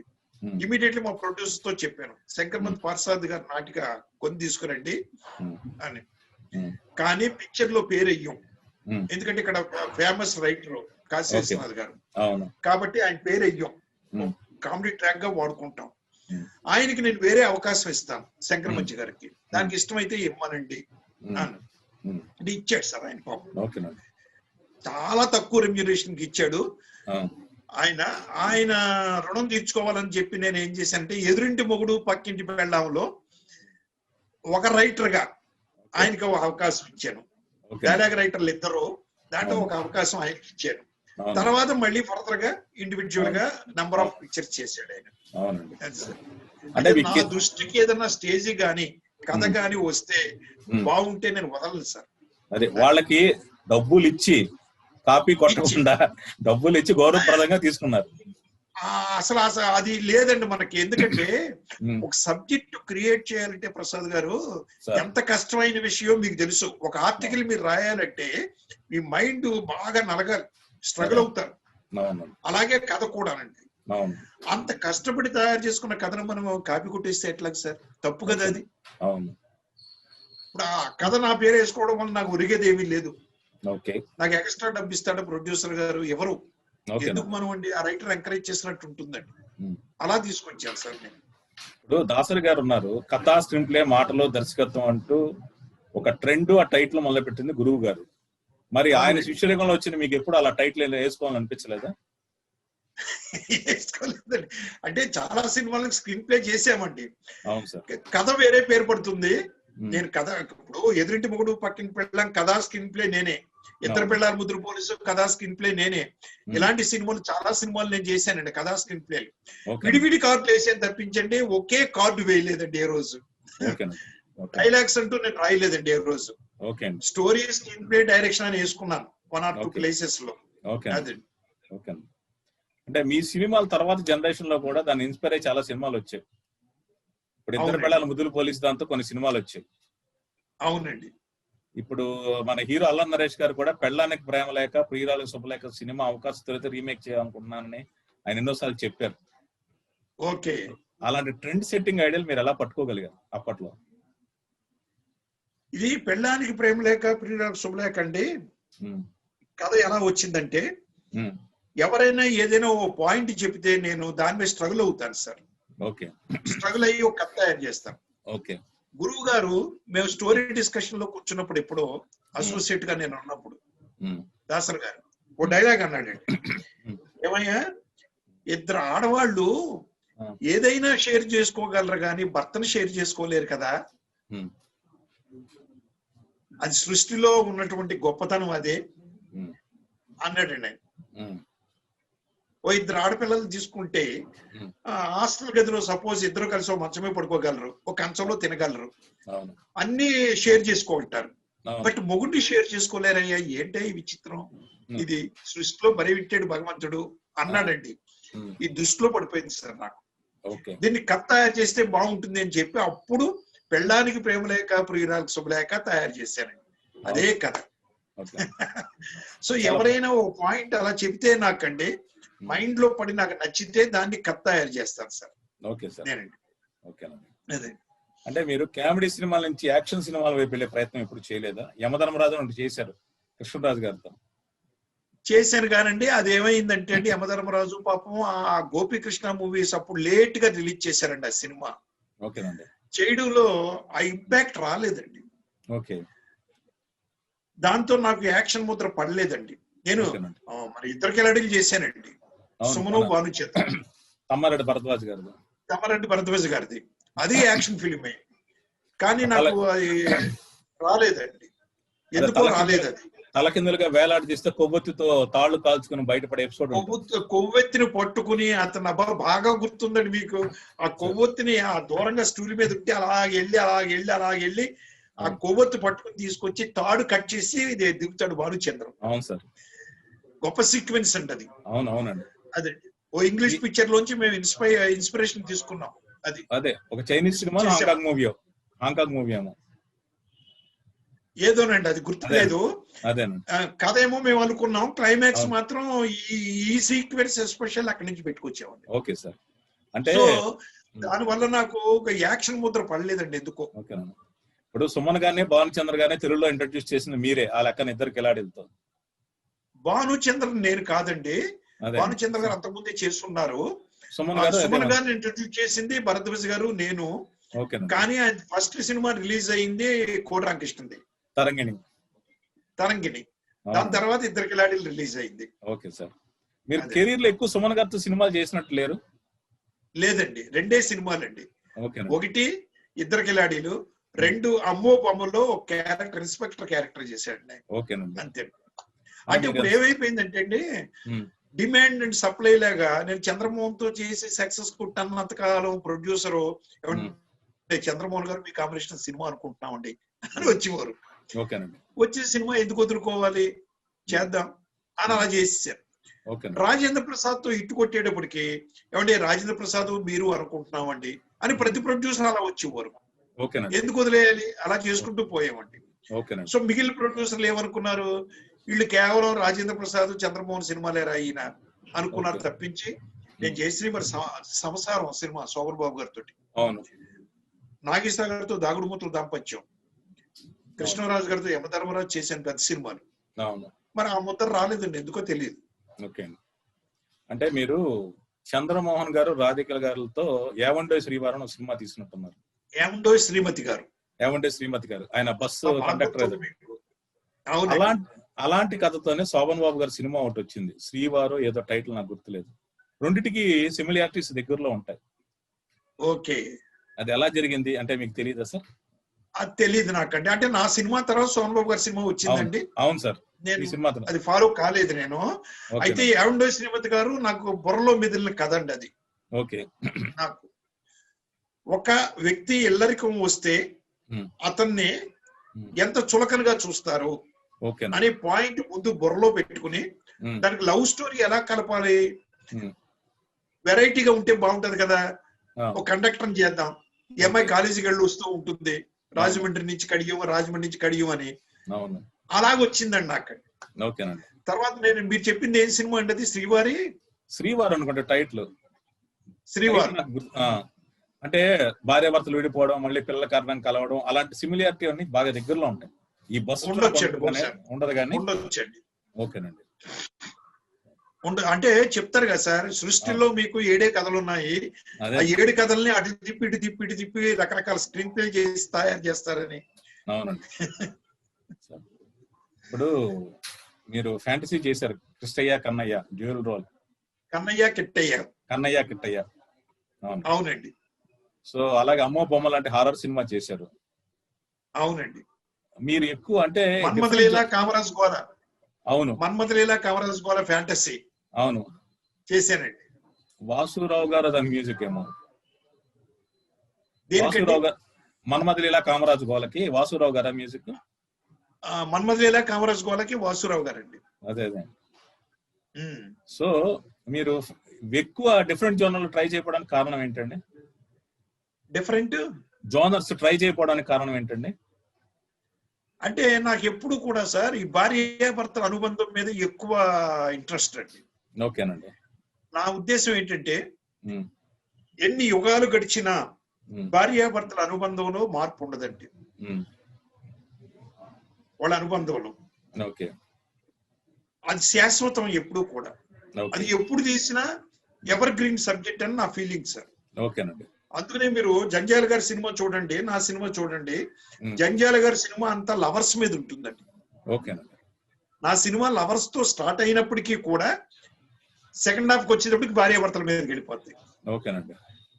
అన్ని అంతే మీకు వరుసగానండి. అదే అంటే మీరు అన్ని సూపర్ హిట్లు ఇచ్చారు, మీ సక్సెస్ కి తగ్గట్టుగా మీకు రెమ్యునరేషన్స్ ఇచ్చేవాళ్ళ ఆ పరంగా అసంతృప్తి ఏదైనా ఉందా మీకు? అసంతృప్తి బాగా ఉందండి. ఇచ్చేవారు కాదు. ఇప్పుడు సపోజ్ నాకు అప్పట్లో మాక్సిమం మాట్లాడేది 5 లక్షలండి. ఓకేనండి. నేను పీక్ లో తీసుకున్నది 5 లక్షలు మాట వరుసకే గాని ఫైనల్ సెటిల్మెంట్ 3 లక్షలు, 3.5, 4 ఇలా ఇచ్చేవారు సార్. కొన్ని జెన్యూన్ కంపెనీలు అండి, రామోజీరావు గారి సంస్థ అనుకున్న అమౌంట్ ఇచ్చారు. అలాగే అన్నపూర్ణ, ముచ్చటగా ముగ్గురు, సురేంద్ర గారు సూపర్ సినిమా అండి, ముచ్చటగా ముగ్గురు. ఇలాంటి కొన్ని వేళ్ల మీద లెక్క పెట్టగలిగేటువంటి సంస్థలే నాకు అన్ని డబ్బులు ఇచ్చారండి. అయితే మిగిలిన సంస్థల దగ్గర నేను ఎందుకు డిమాండ్ చేయలేదంటే, ప్రొడ్యూసర్ అష్టకష్టపడి సినిమా తీస్తున్నాడు, రిలీజ్ చేయడం కూడా అష్టకష్టాలు పడుతున్నాడు, ఎందుకులే మనకు రావాల్సిన బ్యాలెన్స్ గురించి మనం అడగడం అని నేను ఒక సాఫ్ట్ కార్నర్ లో ఊరుకునేవాడిని సార్. ఓకేనండి. దాంతో నేను ఎక్కువ సంపాదించలేకపోవడం కారణం అదండి. ఓకేనండి. మనం అంటే మీ సక్సెస్ కలెక్షన్స్ ఫిగర్ రేంజ్ తో మీ బ్యాంక్ బ్యాలెన్స్ రావాలా? లేదండి, లేదు అండి. అసలు ఒక సినిమాకి అయితే అంటే ఒక ప్రొడ్యూసర్ పేర్లు చెప్పను, హర్ట్ అవుతారు. హైదరాబాద్ లో మేము ఫ్లాట్స్ కడుతున్నామండి, డెవలప్మెంట్, దాంట్లో ఫ్లాట్ ఇస్తాం మీకు, ఒకవేళ మీ రెమ్యునరేషన్ కి అది ఎక్కువైతే మిగిలిన బ్యాలెన్స్ మాకు ఇద్దరు గాని, తక్కువ పడింది అనుకోండి మేము మీకు ఇస్తాం బ్యాలెన్స్ అని అగ్రిమెంట్ చేసుకుని సినిమా చేసామండి. సినిమా అయిపోయింది, రిలీజ్ అయిపోయింది, వాళ్ళ ఫ్లాట్స్ లేవు, పాడు లేదు, వాళ్ళు కట్టలేదండి. మొత్తం రెమ్యునరేషన్ గోల. గాల్లో మేడలు కట్టారు మీకు, గాల్లో మేడలు కట్టారు నాకు, మేక మేడలు. ఇలాగ ఊరుకునేవాడిని సార్. తర్వాత నేను వాళ్ళ గురించి పట్టించుకోలేదండి ఇంకా. ఓకేనండి. అంటే మీకు నాగేశ్వరరావు గారితో పనిచేసే అవకాశం వచ్చినప్పుడు మీరు ఎలా ఫీల్ అయ్యారు? అయ్యో నేను ఎంత ఎగిరి గంతేసానంటే సార్, అసలు ఆయన భోగవల్లి ప్రసాద్ గారు, బివిఎస్ఎల్ఎన్ ప్రసాద్ గారు టాప్ ప్రొడ్యూసర్ ఇప్పుడు, ఆయన పిలిచి ఏమండి నా సినిమా ఒకటి చేయాలి మనం అన్నారు. నేను ఏ రాజేంద్ర ప్రసాద్ తో సినిమా అంటారు కదా అని చెప్పేసి నేను ఊరుకున్నానండి. అనుకునేటప్పటికి ఎవరండి మీరు అనుకునే క్యాస్టింగ్ అంటే నాగేశ్వరరావు గారు అన్నారండి. ఏంటి సార్ మీరు అనేది అన్నా, నాగేశ్వరరావు గారండి అన్నారు. అనేటప్పటికి ఇంకక్కడ ఎగిరి గంతేసాను సార్. సబ్జెక్ట్ ఆల్రెడీ వాళ్ళు అనుకున్నారు ఆల్రెడీ అప్పటికే. ఓకే. సో దానంత అదృష్టం ఇంకోటి ఏముందండి, అక్కినేని గారితో రామారావు గారితో సినిమా చేయడం అనేది ఆ రోజుల్లో మనకండి. సో ఆ సినిమాలో కూడా నాకు నాగేశ్వరరావు, అందులో అసిస్టెంట్ డైరెక్టర్ గా నాగేశ్వరరావు గారితో చాలా సినిమాలు చేస్తున్నాను గురువు గారి దగ్గర. దాంతో బాగా పరిచయం నాకు ఆయన. ఆయన టైమింగ్స్, సిస్టమ్ అన్ని భలే బాగుంటాయండి. ప్లస్ ఆయన దగ్గర నుంచి చాలా విషయాలు నేర్చుకున్నాను కూడా, నేర్చుకోవచ్చు కూడా. అంత మహానుభావులు. అంటే ఆయన చేసిన ఒకే ఒక సినిమానా సార్? ఒకే ఒక సినిమా అండి, దాగుడు మూతల దాంపత్యం. అవును, ఒక సినిమా చేశాను. Okay sir. అంటే మీరు ఈ స్పీడ్ లో వెళ్ళిపోతున్నప్పుడు మీరు వేరే హీరోల కోసం కథలు గాని, వేరే హీరో నుంచి ప్రపోజల్స్ గానీ మీకు రాలేదా? రాకపోవడం అంటే ఒక వీక్నెస్ ఉంది సార్ నా దగ్గర. నా దగ్గరకు వచ్చిన సినిమా నేను చేయడమే తప్పించండి, నేను వేరే వాళ్ళ కోసం ట్రై చేయలేదండి ఏనాడు.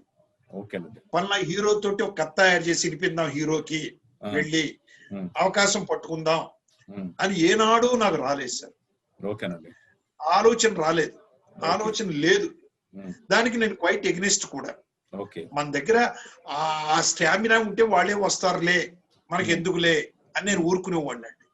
నేనండి ఒక సినిమాకి, శోభన్ బాబు గారి సినిమాకి అండి, శోభన్ బాబు గారితో ఒక సినిమా వచ్చింది ముందులో. నేను ఇప్పుడు చేసిన సంసారం అనే సినిమా కాకుండానండి. వస్తే నన్ను డిస్కషన్ కి పిలిచారు. వారం రోజులు స్టోరీ డిస్కషన్ కి వెళ్ళాను. అన్ని చేసిన తర్వాత నన్ను డ్రాప్ చేసేసారండి. శోభన్ బాబు గారితో రీజన్ ఏం చెప్పారండి, వాళ్ళు బిజినెస్ లో మ్యాచ్ కావట్లేదు సార్. నరసింహారావు గారు చేసిన ఎన్ని చిన్న సినిమాలు, ఏమో పెద్ద సినిమా, నాకు బిజినెస్ లో కోయిన్సైడ్ కావట్లేదు, బ్యాలెన్స్ కావట్లేదు, అది వేరే డైరెక్టర్ మార్చుకుంటున్నాను నేను అని చెప్పాడు. సరే శోభన్ బాబు గారు చెప్పారట అక్కడికి ఏమని, లేదండి నేను ఎప్పుడు ఏ డైరెక్టర్ ని పెట్టుకున్న తర్వాత, ఏ టెక్నీషియన్ ని, ప్రొడ్యూసర్ పెట్టుకున్న తర్వాత పలానా వ్యక్తిని తీసేయండి అని ఏనాడు అనలేదు నేను. ఆ బ్యాడ్ నేమ్ నాకు వద్దు. ఇంకొకసారి ఆలోచించండి. మీకు ఇక్కడ బిజినెస్ శోభన్ బాబు చూసి చేస్తారు తప్పించి రేలంగి నరసింహారావు చూసి కాదు కదా. రేలంగి నరసింహారావు చిన్న సినిమాల్లో సక్సెస్ఫుల్ గా ఉన్నాడు కదా ఆయన అని ఎంతో ఆర్గ్యూ చేస్తే కుదరలేదండి, నన్ను డ్రాప్ చేశారు.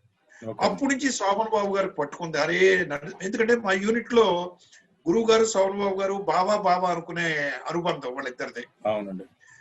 అరే నా బాబా యూనిట్ లో మనిషి, మన సినిమాలు చేసాడు అసోసియేట్ గాను, అనవసరంగా చేసామని మదనపడి ఈ సంసారం అనే సినిమాకి మళ్ళీ నన్ను పెట్టించారు సార్.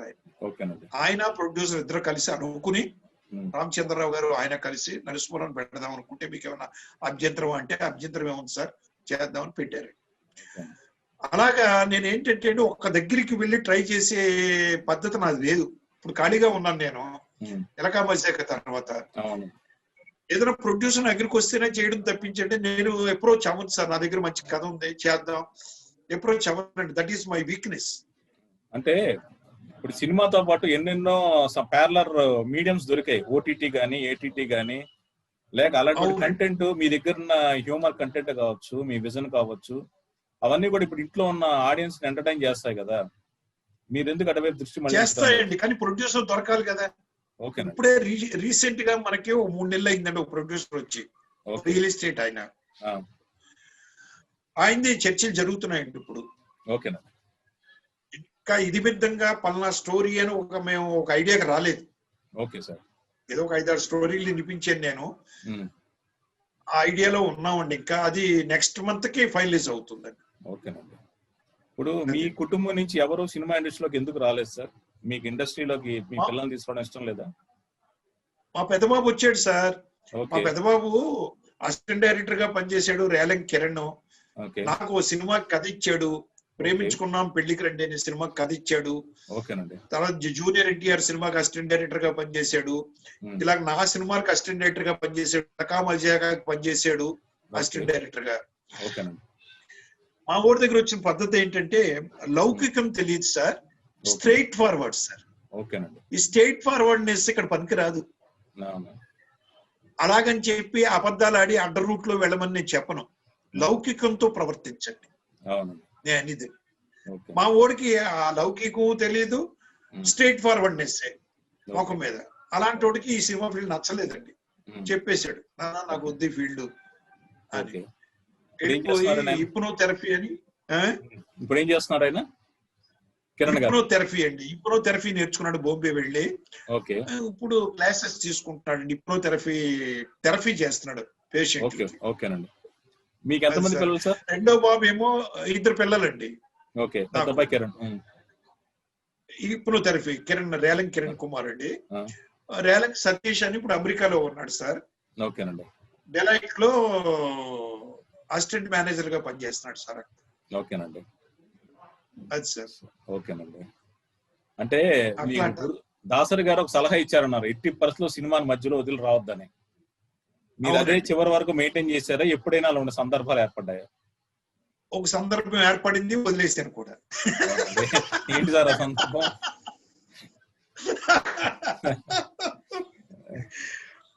చలం గారు, ఆర్టిస్ట్ చలం గారు ఉన్నారు కదండి.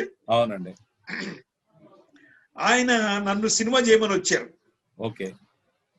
అప్పటికే ఆయనది పాపం బ్యానర్ చాలా డల్ పొజిషన్ లో ఉండి చాలా ఫైనాన్షియల్లీ డల్ అయిపోయాడు ఆయన. రమణ చిత్ర బ్యానర్ అండి. అవునండి. వచ్చి మన భరద్వాజ గారు, తమ్మారెడ్డి భరద్వాజ గారును మన సత్యనారాయణ గారు డేట్లు చూసేవారే. ఆయన పేరు ఇది సారథి గారు. సారథి గారు అని ఆర్టిస్ట్ సత్యనారాయణ గారు డేట్లు చూసేవారు. నా ముచ్చటగా ముగ్గురమ్మాయిల మొగుడు ప్రొడ్యూసర్ అండి. ముగ్గురమ్మాయిల మొగుడు సారథి. అవునండి. ఏదండి? గోపాలరావు గారు అమ్మాయి సినిమా తీసింది కూడా ఆయనే. గోపాలరావు గారు అమ్మాయి సినిమా తీసిన ఆయన అండి. వాళ్ళిద్దరూ కలిసి దగ్గరికి వెళ్ళి మాట్లాడాడు, ఏమన్నా నరసింహారావు మీకు క్లోజ్ కదా, కొంచెం మాట్లాడి పెట్టండి అని. సార్ నాకు పిలిచి చెప్పారు ఇలాగా అని. అయ్యో అదేంటి సార్ అది ఇది అని నేను చలం గారి దగ్గరికి వెళ్ళి తప్పకుండా చేద్దాం సార్ సినిమా అన్నాను. మా నాన్నగారికి ఫోన్ చేసి చెప్పాను పాలకొల్లు, అన్న ఇట్లాగా చలం గారు అడిగారు అది, అయితే ఓ పని చేయరా, చలం గారి పోర్షన్ ఫైనాన్షియల్లీ బాగోలేదు, అంచేత ఒక్క పైసా రెమ్యూనరేషన్ తీసుకోవద్దు, ఫ్రీగా చెయ్యి, నువ్వేం ఆయనకి ఏం చెప్పక్కర్లేదు, ఆయన డబ్బు ఇచ్చేటప్పుడు వద్దని చెప్పు అన్నారు. ఆ విధంగా ఎంటర్ అయ్యారు సార్.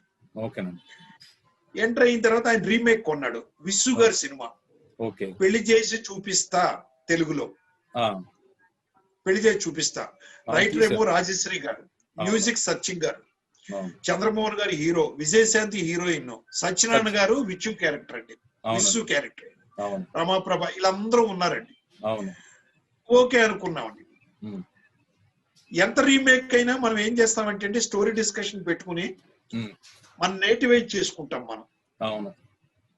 మన కొన్ని సీన్లు నేటివిటీకి దూరంగా ఉంటే మనం నేటివైజ్ చేసుకుంటాం.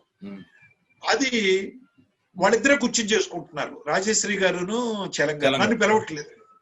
అప్పటికే నేను మంచి ముద్ర పడి ఉంది నాకు, కామెడీ ముద్ర. ఏంట్రా ఇది, నేను మానసికంగా ఇదైపోతున్నాను, ఏంట్రా నన్ను అసలు స్టోరీ డిస్కషన్ పిలవట్లేదు, వీళ్ళిద్దరే కూర్చొని డిస్కస్ చేసుకుంటున్నారు. సరే వెయిట్ అండ్ సీ అన్నట్టుగా చూశానండి. మ్యూజిక్ సిట్టింగ్ స్టార్ట్ చేశారు సార్. మ్యూజిక్ సిట్టింగ్ కి నన్ను పిలవలేదండి.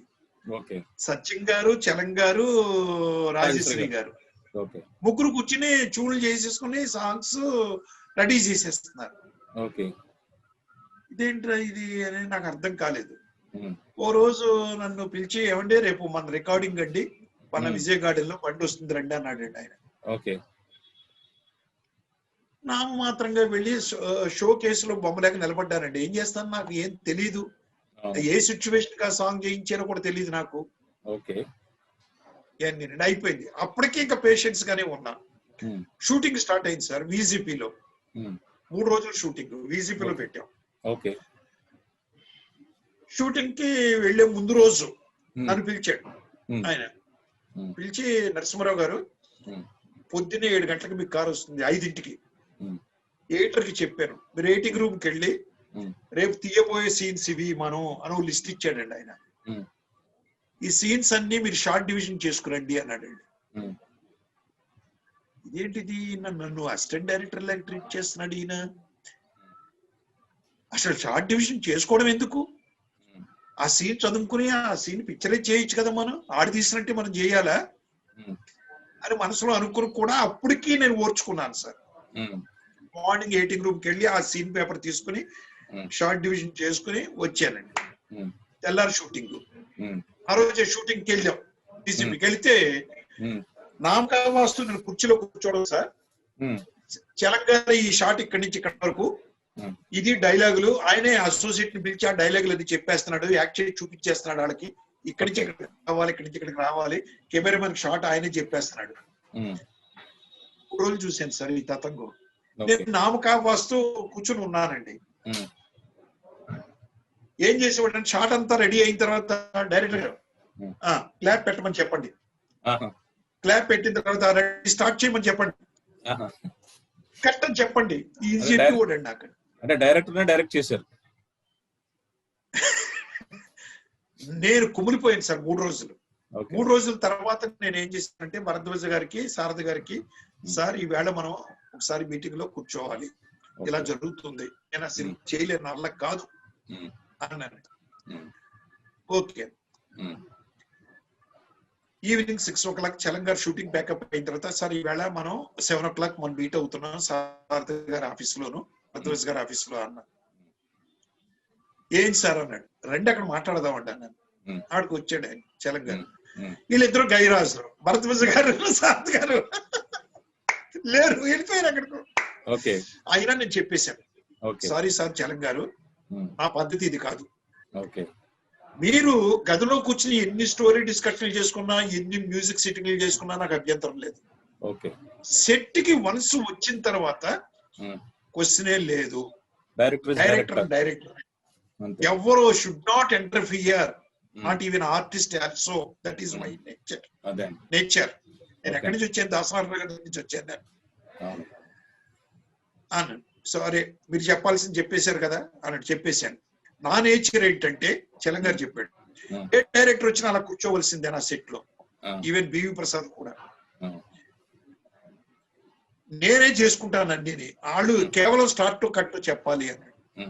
అయితే మనకు కుదిరే పని కాదు సార్ అన్నాడు. ఓకే డన్, మీ ఇష్టం అన్నాడు.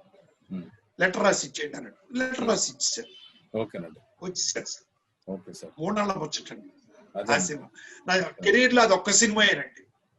అంటే ఎంతో టార్చర్ అనుభవించి అప్పుడు గురుగారి దగ్గరికి వెళ్ళి చెప్పాను, గురుగారు ఇలా జరిగింది, మీ ప్రిన్సిపల్ ని బ్రేక్ చేశాను నేను అంటే, ఏమయ్యా ప్రిన్సిపల్ అనేది పెట్టుకోమన్నాను తప్పించి ఇలాంటి క్లచెస్ లో ప్రిన్సిపల్ పాటించమని నేను చెప్పలేదు, నువ్వు చేసింది మంచి పనే, డైరెక్టర్ యొక్క గౌరవం కాపాడేవు నువ్వు అన్నాడు. దాసర్ గారు అయితే మొదటి రోజు వెళ్ళిపోయింది వాళ్ళు, ఆ క్షణం ఒక షాట్కి వెళ్ళిపోతాడు ఆయన. మీరే 3 రోజులు ఓపిక పట్టారు, మీ మంచితనం. 3 రోజులు ఓపిక పట్టానండి. అంటే మనకు సామెత ఉంది కదా సార్, మనకి మన సంస్కృతిలో 3 ముళ్ళు ఎందుకు వేయమన్నారు, అట్లీస్ట్ 3 రోజులైనా మినిమం కాపురం చేస్తారని. అది 3 నాళ్ళ ముచ్చటైంది, 3 ముళ్ళు 3 నాళ్ళ ముచ్చటైంది. దాని తర్వాత ఇష్టమైతే ఉండొచ్చు, లేదంటే బాగానే ఇచ్చారు, అట్లీస్ట్ 3 రోజులు దాని దృష్టిలో పెట్టుకున్నారు 3 ముళ్ళు. అది సార్. మీరు మీ కెరీర్ లో రేలంగ్ గారిని ఎప్పుడైనా పర్సనల్ గా కలిసారా? అదే చెప్పాలనుకున్నాను నేను ఫస్ట్ ఒక్కసారి కలిశాను సార్. ఫస్ట్ కలిసినప్పుడు జరిగిన ఇన్సిడెంట్ మీకు చెప్తాను. నేను అసిస్టెంట్ డైరెక్టర్ గా రాధమ్మ పెళ్లి అనే సినిమా చేస్తున్నానండి.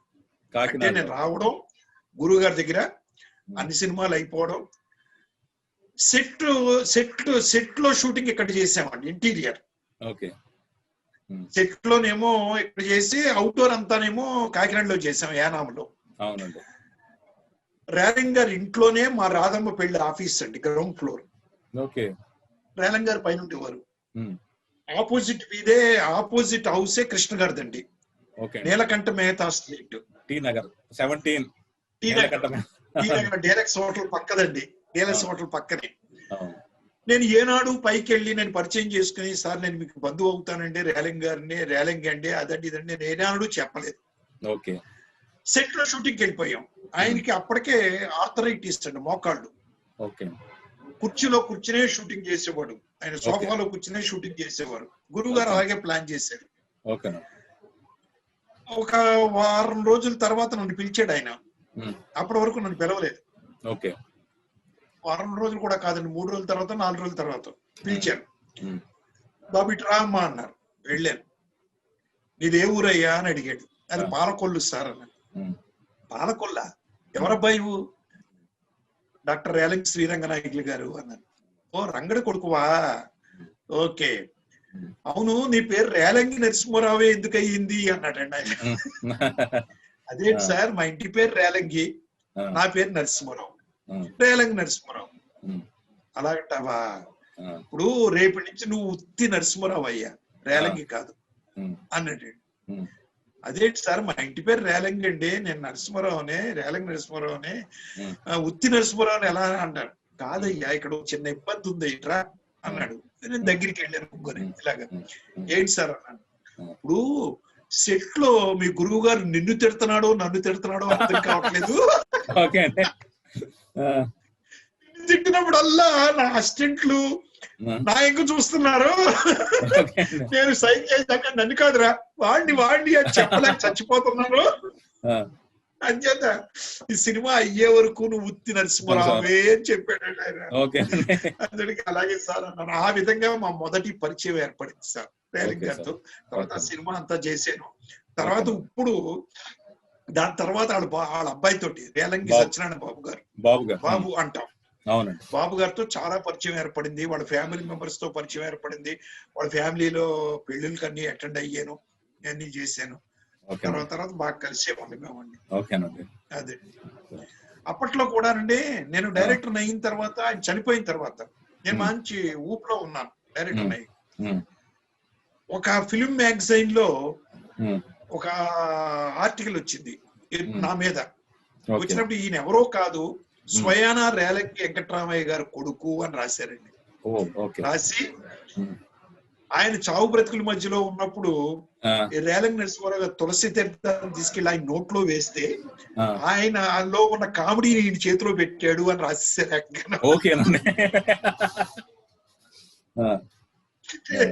చెప్పాను.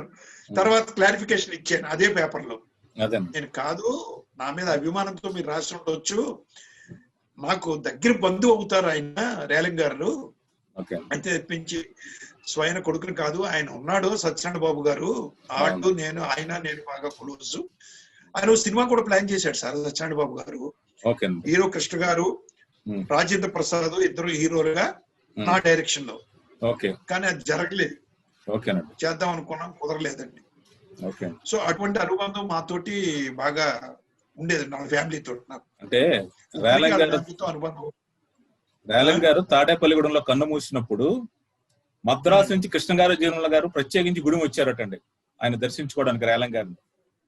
Very good, very good. అంత గౌరవం. అంటే హీరోలతో ఈక్వల్ గా సినిమాలు చేశాడు కదా సార్ ఆయన. అవును సార్, అవునండి. శాంతి నివాసం అనే సినిమాలో హీరో ఎవరండి? క్లైమాక్స్ లో కాంతారావు గారు కాదు, ఈయనే సార్. ఎన్ని సినిమాలు కాంతారావు గారికి బుద్ధి చెప్పి రియలైజ్ చేయిస్తాడు ఆయన రేలంగి గారి క్యారెక్టర్ శాంతి నివాసం అనే సినిమాలో. నేను చదువుకున్న రోజుల్లో చూశాను. సో ఈ హీరోలతో ఈక్వల్ రేంజ్ ఉండేదండి ఆయనకి అప్పట్లో. అంత వెలిగినటువంటి వ్యక్తి సార్ ఆయన, దాంట్లో నో డౌట్, సందేహం లేదు. అంటే తెలుగు సినిమా ఇండస్ట్రీలో హాస్యానికి మారుపేరు ఒక రేలంగి వెంకటరామయ్య గారు, దర్శకుడిగా మీరు. అంటే ఆయన స్థాయి కాకపోయినా ఆయనకి ఏ మాత్రం అమర్యాద కలిగించకుండా వినోదాన్ని అంత హుందాగా నిలబెట్టారు మీరు సినిమా పరిశ్రమలో. థ్యాంక్ యూ అండి. నాకు ఈ కామెడీ ముద్ర పట్టడం కూడా ఒక విధంగా మంచి జరిగింది సార్. ఎందుకు మంచి జరిగిందంటే, నేను డైరెక్టర్ అయ్యేటప్పటికి జంజల్ గారు డైరెక్టర్ అయ్యారు. మేమిద్దరమే కామెడీకి, మేమిద్దరం. ఫస్ట్ ఆయన ఉండేవాడు, సెకండ్ నేను ఉండేవాడిని. ఎప్పుడు కూడా ఫస్ట్ ప్లేస్ లో ఆయన ఉండేవాడు, సెకండ్ నేను ఎప్పుడు. సో కామెడీ పేరు చెప్తే జంజాల రేలంగి, జంజాల రేలంగి అనేవారు. నేను అన్ని రకాల సినిమాలు చేస్తుండేవాడిని. చేస్తే ఈ ముద్ర వచ్చి ఉండేది కాదండి, నాకండి వచ్చి ఉండేది కాదు. అది సార్. అంటే ఇప్పుడు మీరు మళ్ళీ కొత్తగా సినిమా ప్లాన్ చేస్తున్నా అన్నారు. సో వినోదాన్ని చెప్పడంలో ఎటువంటి మార్పులు వచ్చాయి అనుకుంటున్నారు మీరు, మీరు చేసినప్పటికి ఇప్పటికి? చాలా మార్పులు వచ్చినాయి సార్. ఎందుకు అంటే ఇప్పుడు లవ్ ట్రాకే తీసుకోండి. ఇదివరకు వెళ్ళాక లవ్ ట్రాక్ లేవండి, ఇప్పుడు లవ్లు మారిపోయి. అలాగే అమ్మాయి తలంచుకుని కూర్చుని పెళ్లి చేసుకునే రోజులు పోయినాయి. తల్లిదండ్రులు పళ్ళ అబ్బాయిని ఇచ్చి కడతానా, నువ్వు చూడు, పెళ్లి చూపులు కూర్చోబెట్టి చూపించి ఆ అబ్బాయి నీ మెళ్ళలో తాళి కడతాడు, వెళ్ళిపో నువ్వు లోపలికే అని రోజులు పోయినాయి సార్. టోటల్ గా ఆడదానికి స్వతంత్రత వచ్చిందండి, ఆర్థిక స్వాతంత్ర్యం వచ్చింది. ఎన్ని మార్పులు మనం పెట్టుకోవాలండి. అలాగే సాంకేతికంగా వచ్చినటువంటి మార్పులను కూడా దృష్టిలో పెట్టుకోవాలి. సాంకేతికంగా చిన్న ఎగ్జాంపుల్ చెప్తాను. ట్రంక్ కాల్స్ ఎక్కడ ఉన్నాయండి ఇప్పుడు? పోస్ట్లు ఎక్కడున్నాయి? అమెరికా మాట్లాడాలన్నా వాట్సాప్ తీసి, ఫేస్ టైం కాల్ తీసి, స్కైప్ తీసి నిమిషాలు మేము మాట్లాడొచ్చు. బట్ ఇదివరకు వెళ్ళాక ట్రంక్ కాల్కే కూర్చుని వెయిట్ చేసి వాళ్ళతో మాట్లాడి ఎన్ని చేయడు, రోజులు ఎన్ని పోయినాయి సాంకేతికంగా. ఇలాంటి మార్పులను కూడా మనం చూసుకోవాలండి. అలాగే టేకింగ్ లో కూడా మార్పులు వచ్చినాయండి. టేకింగ్ లో కూడా ఇప్పుడు అప్పట్లో మనకు ఉండేది ఏంటి, ఓ ట్రాలీ ట్రాక్, ఒక క్రేన్, ఒక రకమైన క్రేనే. క్రేన్లోనే బోర్డు మార్పులు వచ్చినాయండి, రకరకాల క్రేన్లు వచ్చినాయి. ఈ ట్రాలీ ట్రాక్లు పోయినాయి. ఇప్పుడు చేతితో కెమెరా హ్యాండిల్ చేస్తూ వెళ్ళిపోయే కెమెరాలు, లేదంటే ఆ జూమ్ కి కెమెరా తగిలించి మనం అది ఎన్ని వచ్చినాయండి. రిమోట్ కంట్రోల్ తో ఆపరేట్ చేసే వచ్చిన టెక్నికల్ గా. ఇది కాకుండా కుటుంబ వ్యవస్థల్లో మార్పులు వచ్చినాయండి, మనిషి బిహేవియర్స్ లో మార్పులు వచ్చినాయండి. ఆడది ఇది వరకు ఉద్యోగం చేయాలంటే సిగ్గుపడుతూ వెళ్ళేదండి, మగాడితో మాట్లాడాలంటే సిగ్గుపడేది. ఇప్పుడు అలాగే ఏం లేదండి. సరి సమానంగా ఉద్యోగాలు చేస్తున్నారు, సరి సమానంగా కూర్చుంటున్నారు, సరి సమానంగా తిరుగుతున్నారు. ఇవన్నీ మనం దృష్టిలో పెట్టుకోకపోతే పాతకాలం లాగే ఉంటుందండి. హాస్యం కూడా మీరు అన్నట్టుగా జోకులు, పాత జోకులే కుడి జోకులు వేసుకుంటూ పోతే చూసే జనం లేరండి ఇప్పుడు. ఇదివరకు మనం జోక్ వేయాలంటే 4 లైన్లు చెప్పేవాళ్ళం, ఇప్పుడు అక్కర్లేదు, పక్కన వెళ్ళిపోవాలండి అంతే టక్కనే. స్క్రిప్ట్ లో కూడా మార్పులు వచ్చినాయండి. సో స్క్రిప్ట్ దగ్గర నుంచి, స్క్రిప్ట్ చేసుకునేటప్పుడు పాత్రల దగ్గర నుంచి, కథ దగ్గర నుంచి టెక్నికల్ గా ఎన్ని మార్పులు చేసుకోకపోతే పాత సినిమాలాగా తీస్తే ఎవడో చూడు సార్ అని నా ఉద్దేశం. ఇవన్నీ మనం చెయ్యాలి అంటే, సపోజ్ నేను ఉన్నాను, నాకు కొన్ని విషయాలు తెలియకపోవచ్చు, సపోజ్ అనుకుందాం. ఎందుకంటే నేను 4 ఏళ్ళ సినిమా చేసి ఎలకా మధ్యగా చేసి, నేను ఏం చేయాలండి, ఓ లేటెస్ట్ కెమెరామెన్ పెట్టుకోవాలి, లేటెస్ట్ రైటర్ పెట్టుకోవాలి, లేటెస్ట్ కో డైరెక్టర్ పెట్టుకోవాలండి.